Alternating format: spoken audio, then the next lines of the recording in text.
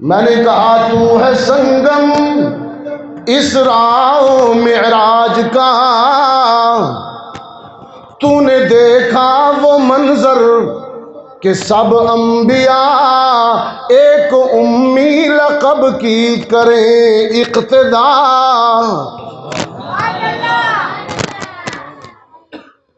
تو نے دیکھا وہ منظر کہ سب انبیاء ایک امی لقب کی کریں اقتدا۔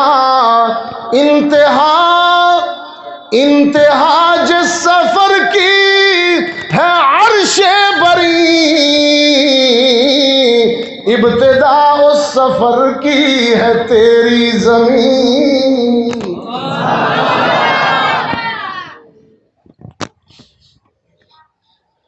اور تیرے معمار بانی، تیرے بانی مسجد اقصی تیرا معمار،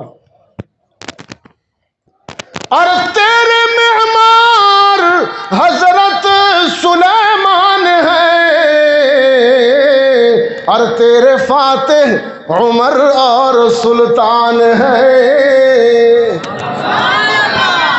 فاروق اعظم نے تجھے فتح کیا، پھر سلطان صلاح الدین ایوبی نے تجھے فتح کیا۔ تیرے معمار حضرت سلیمان ہے، اور تیرے فاتح عمر اور سلطان ہے۔ سب یہود و نصارا ہے دشمن تیرے، اور تیرے وارث فقط یہ مسلمان ہے۔ رب العالمین نے فرمایا سبحان الذی اسرا بعبدہ لیلا من المسجد الحرام الى المسجد الاقصى الذي باركنا حوله لنريه من آياتنا إنه هو السميع البصير۔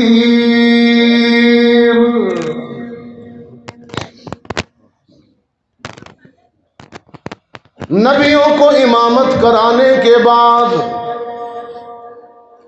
رحمت عالم صلی اللہ علیہ وسلم کا سفر عروج شروع ہوا۔ پشاور والوں 1.25 لاکھ انبیاء نیچے رہ گئے، 7 آسمان بھی نیچے رہ گئے، روح الامین بھی پیچھے رہ گیا، سدرۃ المنتہا بھی نیچے رہ گئے، جنت المأوا بھی نیچے رہ گئی، عالم امکان بھی نیچے رہ گیا، انسانی وہم و گمان بھی پیچھے رہ گیا، عرش معلا بھی نیچے رہ گیا، اور آمنہ کا لال عبداللہ کا یتیم قاب قوسین کی بلندی پر پہنچ گیا۔ اتنا عروج، اتنے عروج پر جا کر، اتنی بلندی پر جا کر رب العالمین نے فرمایا محبوبم میرے آقا کی شان دیکھی۔ رب العالمین نے فرمایا ہم نے ابراہیم کو خلیل کا لقب دیا، ہم نے موسیٰ کو کلیم کا لقب دیا، ہم نے عیسیٰ کو مسیح کا لقب دیا۔ آج کی رات آپ اتنی بلندی پر آئے ہیں محبوبم، آج ہم آپ کو اپنا حبیب بنا رہے ہیں۔ انت حبیب اللہ، آپ کہ عروج کا کیا عالم ہے، ہم نے آپ کو کائنات کی ساری خوبیاں عطا کی ہیں۔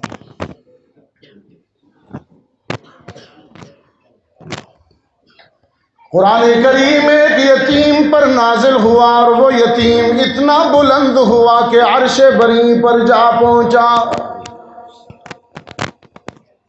پشاور والوں قرآن کریم نے صحابہ کو بلند کیا۔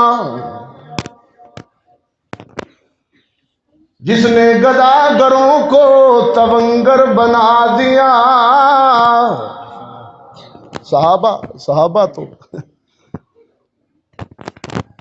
وہ اونٹوں کے چرانے والے زمانے کے امام بنے قرآن کی وجہ سے۔ کسی نے کہا کہ قرآن آج ہی اثر کیوں نہیں کرتا؟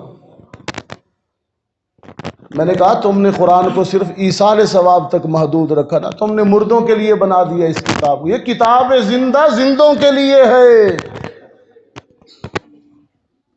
تم نے صرف مردوں تک محدود کر دیا۔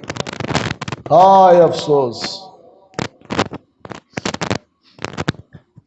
جس نے گداگروں کو تونگر بنا دیا،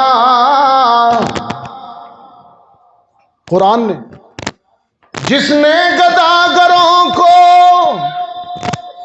تونگر بنا دیا، بے زر کو چھو لیا تو ابو ذر بنا دیا۔ اور کس کی حکمت نے یتیموں کو، اور کس کی حکمت نے یتیموں کو کیا در یتیم، اور کس نے غلاموں کو زمانے بھر کا مولا کر دیا۔ خود نہ تھے جو راہ پر عالم کے ہادی بن گئے، کیا نظر تھی کہ جس نے مردوں کو مسیحا کر دیا، اور بن گئے اونٹوں کے چرواہے زمانے کے امام، امیوں کو رازدان علم و عرفان کر دیا۔ صحابہ کو کیا سے کیا بنا دیا قرآن نے۔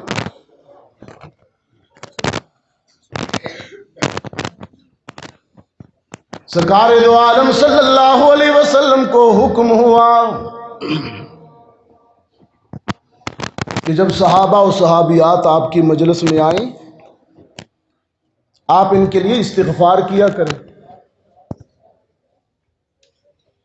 بہت توجہ، نبی کو حکم دیا کہ جب صحابہ و صحابیات ایمان لا کر سابقہ زندگی سے توبہ کر کے تیری مجلس میں آئیں تو ان کے لیے استغفار۔ پیغمبر، آج آپ جاتے ہیں نا پیر صاحب میرے لیے دعا کرو، پیر صاحب ہاتھ اٹھا دیتا ہے، آپ خوش ہو جاتے ہیں۔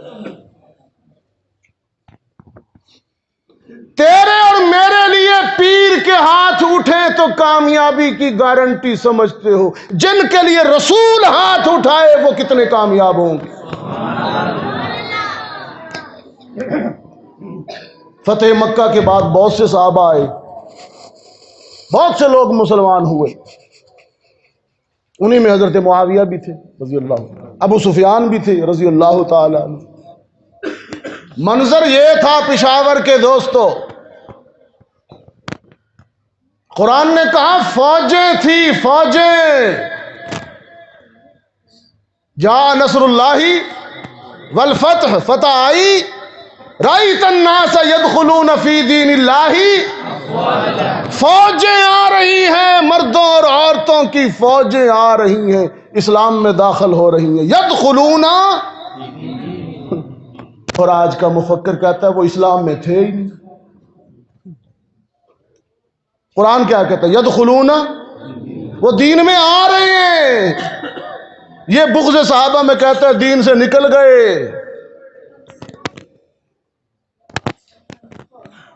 ان کے دخول دین کی شہادت تو قرآن دے رہا۔